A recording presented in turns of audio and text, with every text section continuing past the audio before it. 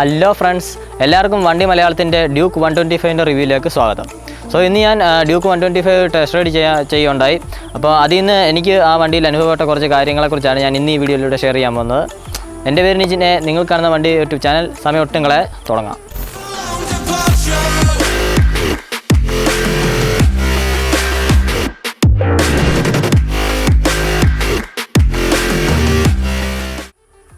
അപ്പോൾ ഡ്യൂക്ക് നിങ്ങൾ പല റിവ്യൂസിലും അതുപോലെ തന്നെ ന്യൂസിലും ഒക്കെ കണ്ടിട്ടുണ്ടായിരിക്കും. അതിൻ്റെ ഡിസൈൻ നിങ്ങൾക്ക് ശ്രദ്ധിച്ചാൽ കാണാം. നമ്മുടെ ഡ്യൂക്ക് 200ൻ്റെ അതേ ഡിസൈൻ തന്നെയാണ് ഡ്യൂക്ക് 125നും KTM ഇന്ത്യയെ കൊടുത്തിട്ടുള്ളത്. അതുകൊണ്ട് തന്നെ ഞാൻ ഡിസൈനെ പറ്റി അധികം പറഞ്ഞ് സമയം കളയാൻ ആഗ്രഹിക്കുന്നില്ല. ഏകദേശം ഡ്യൂക്ക് 200 വരുന്ന കമ്പോണൻസ് എല്ലാം അതേ കമ്പോണൻസ് തന്നെയാണ് നമുക്ക് ഡ്യൂക്ക് 125ലും കിട്ടുന്നത്. അപ്പോൾ ഇതിലൂടെ ഞാൻ ആ വണ്ടിയുടെ എഞ്ചിനെ പറ്റിയാണ് മെയിനായിട്ടും പറയാൻ ആഗ്രഹിക്കുന്നത്. കാരണം അത് ഓടിച്ചു നോക്കിയപ്പോൾ എനിക്കുണ്ടായ ഒരു എക്സ്പീരിയൻസ് അതൊക്കെയാണ് ഞാൻ ഇന്ന് നിങ്ങളോട് ഷെയർ ചെയ്യാൻ പോകുന്നത് ഈ വീഡിയോയിലൂടെ മെയിനായിട്ട്.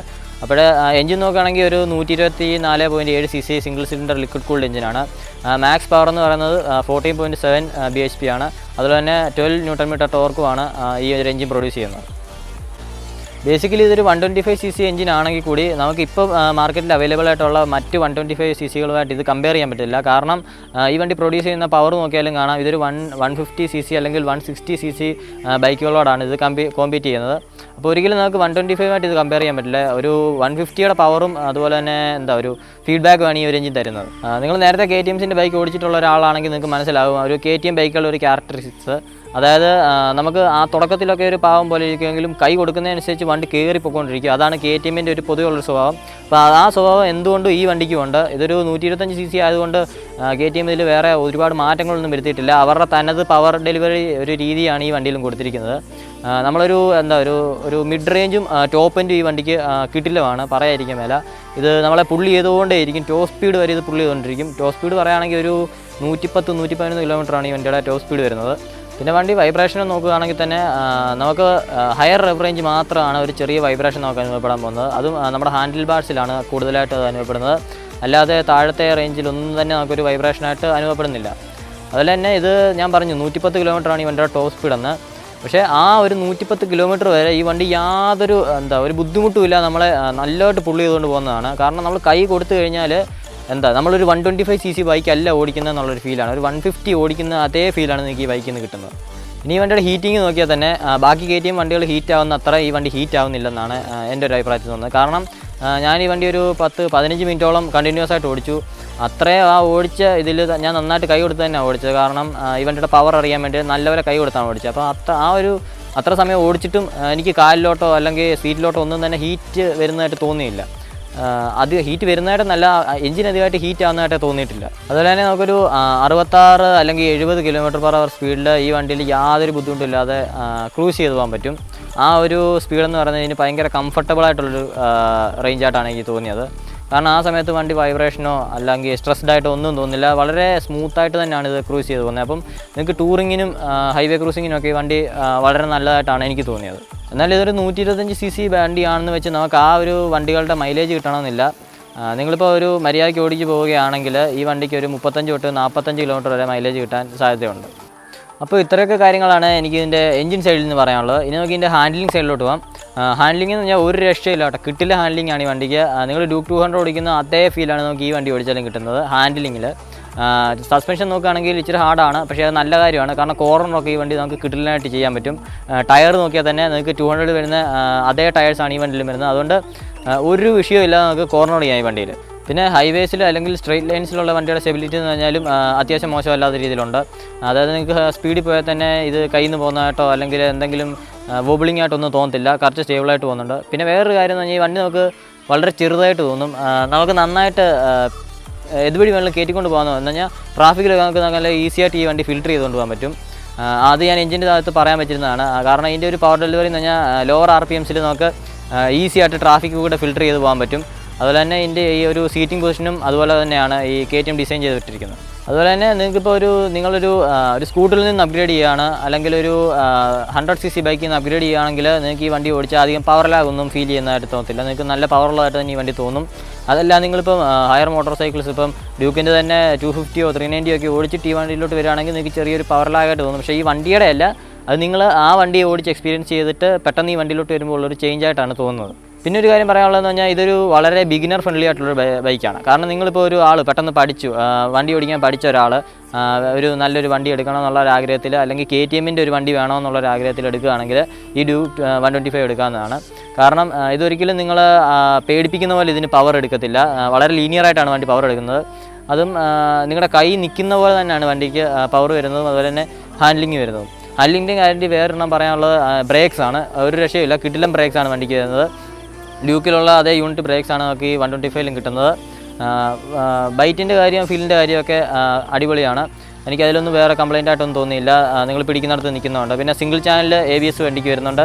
അതുപോലെ തന്നെ നിങ്ങൾക്കൊരു കമ്പൈൻഡ് ബ്രേക്കിങ്ങും വരുന്നുണ്ട്. അതായത് നിങ്ങൾ ഫ്രണ്ട് ബ്രേക്ക് അപ്ലൈ ചെയ്യുന്ന സമയത്ത് തന്നെ ബാക്ക് ബ്രേക്കും എൻഗേജ് ആവുന്നതാണ്. പക്ഷേ ബാക്ക് ബ്രേക്ക് അപ്ലൈ ചെയ്താൽ ബാക്ക് ബ്രേക്ക് മാത്രമേ എൻഗേജ് ആകത്തുള്ളൂ. അതുപോലെ തന്നെ ബാക്ക് ABS ഇല്ലാത്തതുകൊണ്ട് നിങ്ങൾ ഹാർഡായിട്ട് ബ്രേക്ക് ചെയ്ത് കഴിഞ്ഞാൽ ബാക്ക് പാളാൻ ചാൻസ് ഉണ്ട്. പക്ഷേ വൈസായിട്ട് ബ്രേക്ക് ചെയ്യുക, അതായത് നിങ്ങൾ ഫ്രണ്ട് കൂടുതൽ പിടിക്കുകയും ബാക്ക് അതിനനുസരിച്ച് പിടിച്ച് ബ്രേക്ക് ചെയ്യാൻ നോക്കുകയാണെങ്കിൽ വളരെ ബുദ്ധിമുട്ടൊന്നും ഇല്ലാതെ തന്നെ വണ്ടി നിൽക്കുന്നതാണ്. പെട്ടെന്ന് തന്നെ നിൽക്കും, നിങ്ങൾ പിടിക്കുന്ന പറയുന്നിടത്ത് തന്നെ വണ്ടി നിൽക്കും. സോ നമ്മൾ ഡ്യൂക്ക് 200ലും RC200ലും ഒക്കെ കണ്ടുവരുന്ന അതേ ഒരു ഇൻസ്ട്രുമെൻറ്റ് ക്ലസ്റ്ററാണ് ഈ വണ്ടിക്കും വരുന്നത്.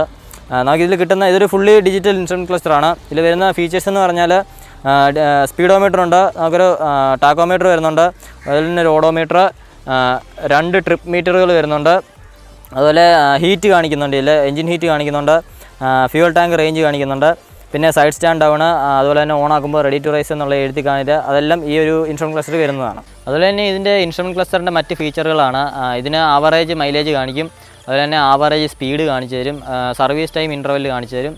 അങ്ങനെ ഡ്യൂക്ക് 200 വരുന്ന ഒട്ടുമിക്ക എല്ലാ ഫീച്ചേഴ്സും ഈ ഒരു ഇൻസ്ട്രുമെൻറ്റ് ക്ലസ്റ്ററിലും KTM കൊടുത്തിട്ടുണ്ട്.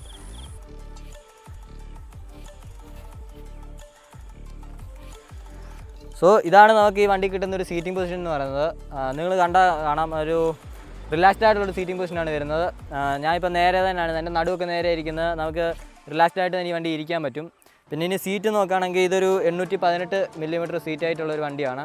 അപ്പോൾ എൻ്റെ ഹൈറ്റ് എന്ന് പറയുന്നത് ഒരു 5.8 ആണ്. അപ്പോൾ ആ ഒരു ഹൈറ്റ് വെച്ചിട്ട് എനിക്ക് എൻ്റെ 2 കാലും നന്നായിട്ട് തന്നെ തറ കുത്താൻ പോകുന്നുണ്ട്. മൊത്തത്തിൽ എനിക്ക് കുത്താൻ പറ്റും. ഈ വണ്ടി കൈ നിൽക്കുന്നതായിട്ട് തന്നെ തോന്നുകയും ചെയ്യും നമുക്ക്. ഇനി സീറ്റിനെ കുറിച്ച് പറയുകയാണെങ്കിൽ ഇതൊരു അത്യാവശ്യം കുഷ്യൻഡായിട്ടുള്ളൊരു സീറ്റാണ്. അതായത് ഒരുപാട് കുഷ്യൻഡല്ല, നമുക്ക് അത്യാവശ്യം ലോങ് റൈഡൊക്കെ പോകാൻ പറ്റിയ തരത്തിൽ കുഷ്യൻഡായിട്ടുള്ളൊരു സീറ്റാണ്. കുറച്ച് നേരം ഇരുന്ന് ഓടിച്ചു കഴിഞ്ഞാൽ ഒന്നും നമുക്ക് മടുക്കുന്നതായിട്ട് തോന്നത്തില്ല. പില്ലൻ സീറ്റ് നോക്കുകയാണെങ്കിൽ അത്യാവശ്യം വൈഡാണ്, കുഷ്യൻഡാണ്. ഒരുപാട് വണ്ണമില്ലാത്ത ഒരാളാണ് നിങ്ങളുടെ പുറകെ ഇരിക്കുന്നതെന്നുണ്ടെങ്കിൽ യാതൊരു ബുദ്ധിമുട്ടും ഇല്ലാതെ പോകാവുന്നതാണ്. പക്ഷേ വണ്ണം ഒരുപാട് കൂടിയ ആൾക്കാർക്ക് നല്ല ബുദ്ധിമുട്ടായിരിക്കും പുറകെ ഇരിക്കാൻ. കാരണം ആ സീറ്റ് അത്രയ്ക്ക് നമുക്ക് വൈഡായിട്ട് കിട്ടത്തില്ല. ഒരു മീഡിയം ആൾക്കാർക്ക് വേണ്ടിയിട്ട് ഡിസൈൻ ചെയ്തിരിക്കുന്ന ഒരു പില്ലൻ സീറ്റാണ് ഈ വണ്ടിക്ക് വരുന്നത്. KTM വണ്ടികളിൽ നമ്മൾ കേട്ട് പരിചയിച്ച അതേ സൗണ്ട് തന്നെയാണ് ഈ 125ൻ്റെ സൗണ്ടും. അന്നൊക്കെ ഞാനിപ്പോൾ ഒന്ന് കേൾപ്പിച്ച് തരാം.